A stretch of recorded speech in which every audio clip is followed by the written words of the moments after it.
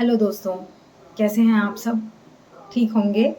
तो हम आगे आज बात करते हैं मौसम की। मौसम हो रहा है गर्मी का, लेकिन गर्मी यानी कि ग्रीष्म ऋतु, जैसा कि हमने अपनी पिछली वीडियो में बताया कि ग्रीष्म ऋतु में हमें क्या-क्या आहार का सेवन करना चाहिए, किन चीज़ों का ध्यान रखना चाहिए। लेकिन मौसम के साथ ही हम बात करते हैं समय या मौसम का जो बदलाव है समय के साथ, वो उसको हम कहते हैं काल। काल एक बहुत ही महत्वपूर्ण विषय है, जो हमारे शरीर पर, हमारे स्वास्थ्य पर प्रभाव डालता है और उसके अनुसार हमारे आहार पर भी इसका प्रभाव होता है। काल जो 24 घंटे का 1 दिन का काल है यानी वक़्त है, उसको हम दिन और रात के रूप में समझते हैं। तो जिस हिसाब से जो दिन से रात, रात से दिन बदलते हैं, वक़्त बदलता है, उसी प्रकार हमारे शरीर में प्राकृतिक रूप से वात, पित्त, कफ जो दोष हैं, उनकी स्थिति बदलती है। वात, पित्त, कफ समय-समय पर अपनी प्रधानता रखते हैं और उनका हमारे स्वास्थ्य पर प्रभाव आता है। हमने अपने गुड वाइब्स हब के पेज पर एक इमेज पोस्ट की है, जिसके द्वारा आप अच्छे से समझ सकते हैं कि किस तरीके से एक दिन के वक़्त के साथ-साथ ये वात, पित्त, कफ के दोषों में परिवर्तन आता है। इसके अनुसार हम देखते हैं कि जब हम सुबह ब्रह्म मुहूर्त में उठते हैं, तो उसके पश्चात अगर हम इसको आजकल के समय अनुसार 6 बजे से कोरिलेट करें, तो उस वक़्त कफ की प्रधानता हमारे शरीर में रहती है। आधुनिक तौर पर जो सभी लोगों का रूटीन बना हुआ है कि सुबह उठना है, ब्रेकफ़ास्ट करना है और ब्रेकफ़ास्ट में चाय या कॉफ़ी लेनी है। अगर आप चाय या कॉफ़ी लेते हैं और जो उस वक़्त कफ दोष की प्रधानता रहती है, उसमें चाय, कॉफ़ी उष्णवीर्य होने से, अपना उष्ण प्रभाव रखने से कुछ हद तक आपको साथ में हो सकती हैं, आपको स्वास्थ्य हानिकारक नहीं कर सकती हैं।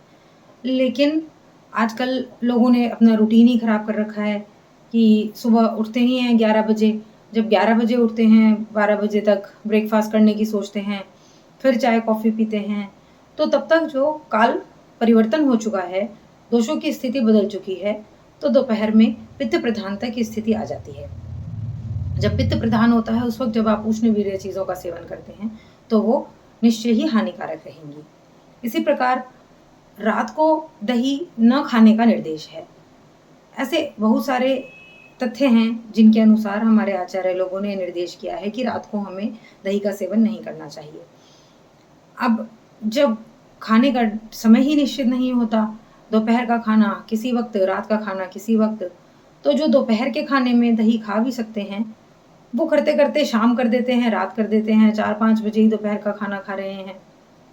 तो ये सब चीज़ें हमारे स्वास्थ्य पर बहुत अधिक हानिकारक प्रभाव डालती हैं, जिसका कि हमें सबको ज्ञान होना अति आवश्यक है।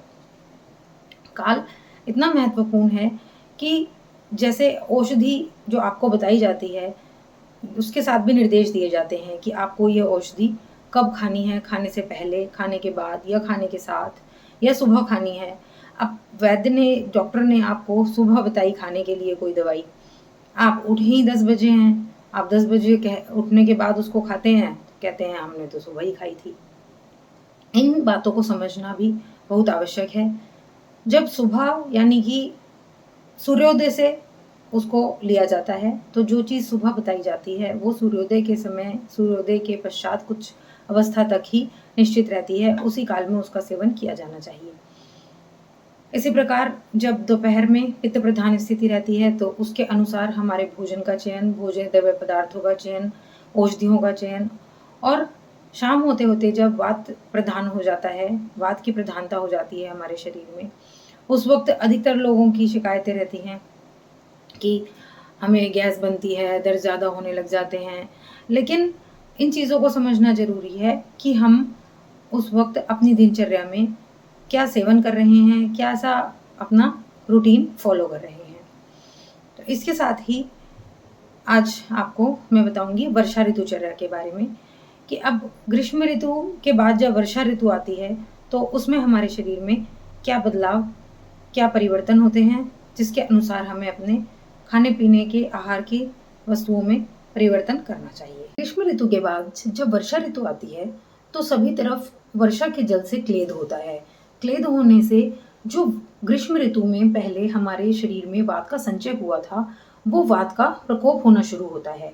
वात का प्रकोप होने से वात अपने साथ हमारे शरीर के पित्त और कफ दोषों को भी प्रकोपित करती है।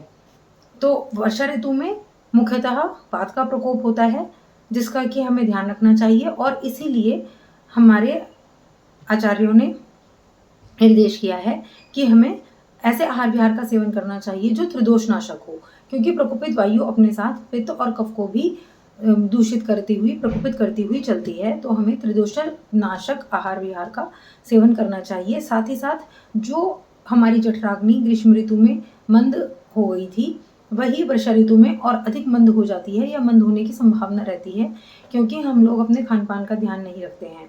तो हमें ऐसे आहार का सेवन करना चाहिए जो मंद हुई जठराग्नि को प्रदीप्त करने वाला हो, उसको वापस अपनी सुचारू अवस्था में लेकर के आने वाला हो। इसलिए इसमें निर्देश किया गया है कि हमें अम्ल और लवण रस प्रधान द्रव्यों का सेवन करना चाहिए। पुराने हुए गेहूं, जौ, चावल का प्रयोग करना चाहिए और मूंग का यूज प्रयोग करना चाहिए। मधु का प्रयोग अल्प मात्रा में किया जा सकता है तथा स्नेह का प्रधान रूप से प्रयोग, अर्थात वही घी, तेल आदि पदार्थों का प्रधान रूप से या मुख्यतः उनका प्रयोग किया जाना चाहिए। जल का प्रयोग गर्म करके और उसको ठंडा करके फिर हम करना चाहिए। आजकल भी आप देखते हैं जब वर्षा ऋतु यानी रेनी सीजन होता है, तब अनेक प्रकार की बीमारियां लोगों को आक्रांत कर लेती हैं और जल जो है वो बहुत ही प्रदूषित अवस्था में हमें उपलब्ध होता है। तो इसलिए कहा जाता है कि जो हमें वाटर को बॉईल करके यूज़ करना चाहिए। तो इसी प्रकार का निर्देश हमारे ग्रंथों में मिलता है कि हमें जल को गर्म करके, उबाल करके, उसके बाद ठंडा करके उसका प्रयोग करना चाहिए। और हमें क्या नहीं करना चाहिए? हमें वर्षा ऋतु में नदियों के जल का प्रयोग नहीं करना चाहिए, दिन में सोना नहीं चाहिए, ओस के समय में बाहर घूमना नहीं चाहिए और हमें वर्षा ऋतु में सत्तू का प्रयोग नहीं करना चाहिए। जैसे ग्रीष्म ऋतु में सत्तू का विशेष प्रयोग करने के लिए बताया गया है, इसी प्रकार विशेष रूप से वर्षा ऋतु में सत्तू का सेवन नहीं करना चाहिए, ऐसे निर्देश मिलते हैं। इस वीडियो के लास्ट में भी आपको एक इमेज हम दिखाएंगे जिसमें वर्षा ऋतुचर्या यानी routine should be followed in rainy season, इसके बारे में क्या करना चाहिए, क्या नहीं करना चाहिए के निर्देश दिए गए हैं, जिसको आप अच्छी तरह से देखकर, पढ़कर समझ सकते हैं। तो इसी उम्मीद के साथ कि आप सभी अपने स्वास्थ्य का ख्याल रखेंगे। धन्यवाद।